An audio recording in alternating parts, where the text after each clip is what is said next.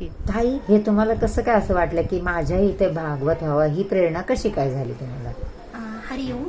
मी जेव्हा इथं कथेला आले, एक तिसऱ्या दिवशी मी इथं कथेला आले टेंभुर्णीमध्ये, माझ्या माहेरी इथं कथा होती.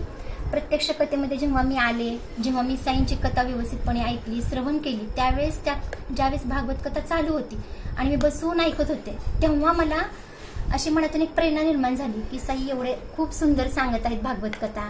आवाज असा एकदम चांगला आहे की ऐकतच राहावं वाटतंय, असं वाटतंय की कथा कधी संपूच नाही असं वाटत राहते मला.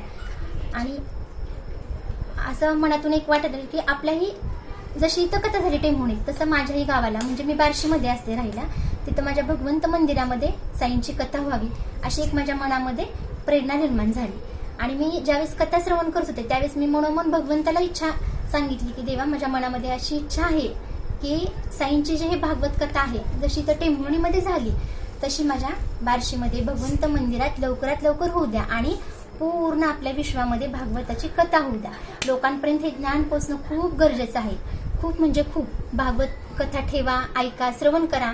तुमच्या मुलांनाही तुम्ही तसं ते बनवा, मुलांमध्ये हे संस्कार द्या. हे खूप महत्वाचं आहे. तुम्ही जेव्हा कथा ऐकसाल ना, तेव्हा तुम्हाला भागवताचं महत्व समजेल. हरिओम.